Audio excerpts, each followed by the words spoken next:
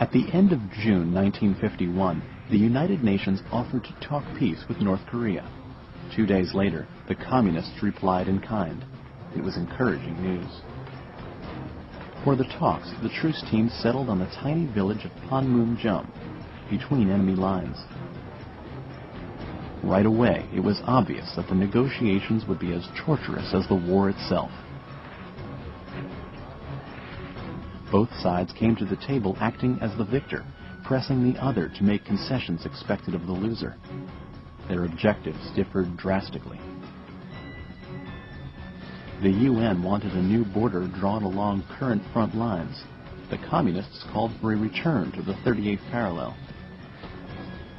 The Chinese demanded that all their prisoners be returned, even against their will. But the Reds had slaughtered most of the UN captives they had taken. Of the more than 100,000 UN soldiers thought captured by the Reds, only about 13,000 came back. Relieved just to be alive, those lucky few told horrifying tales of torture, brainwashing, and severe hunger. They talked about the Chinese campaign to re-educate them and turn them against the cause of democracy. They were forced at gunpoint to speak out against America on the radio. And they described prison camps where there was no medicine and rampant disease. Thousands went crazy. Thousands more starved to death. Across the front line, UN prisons were safer and better organized. The most threatening enemy within these camps were not the guards, but other prisoners. Chinese inmates split into pro- and anti-communist factions. Often their animosity toward each other turned deadly, and the communists back at the peace table used the discord in these camps as propaganda against the United Nations. The talks continually broke down. Neither side would budge on anything, and when progress stalled at Panmunjom, tensions heightened on the front lines.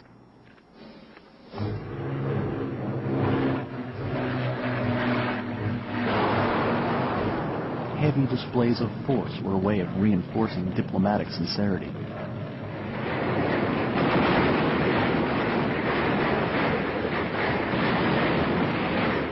The last 2 years of the war were a series of highly charged skirmishes fueled by impatience, frustration, and resentment.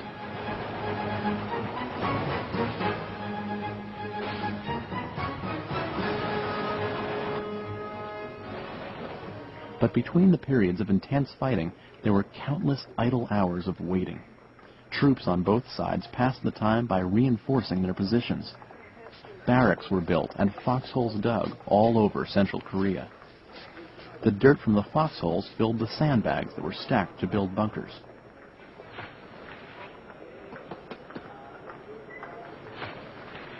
And from these bunkers high in the hills, troops kept watch on the enemy, who was spying back on them from across the valley. While playing the waiting game, troops took photos of Korean vistas to take home with them.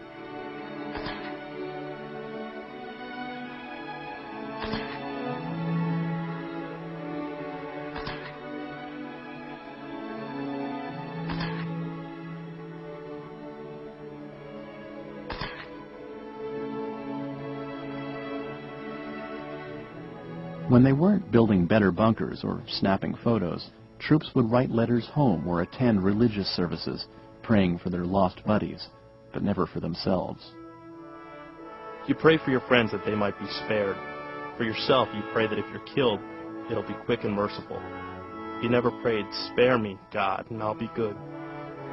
It would sound selfish if you prayed that you wanted to be spared. Doug Koch, Private First Class. In these hills, if there was one selfish wish worth praying for, it was to always hold the high ground.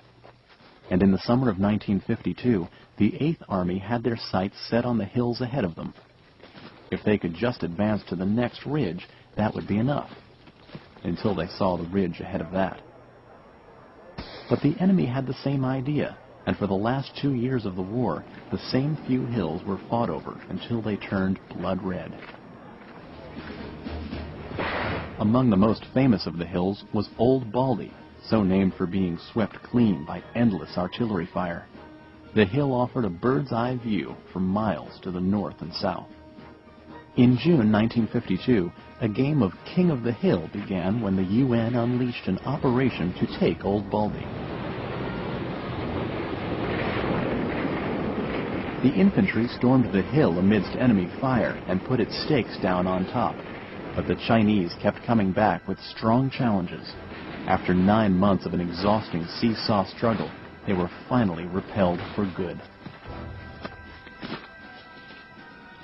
Soldiers all over the perimeter were fighting in clashes like these, hoping to scare the enemy into compromise at the peace table.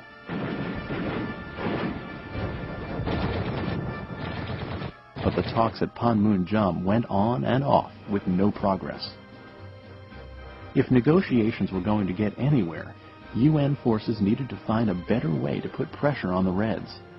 So they turned to their most obvious advantage: air power.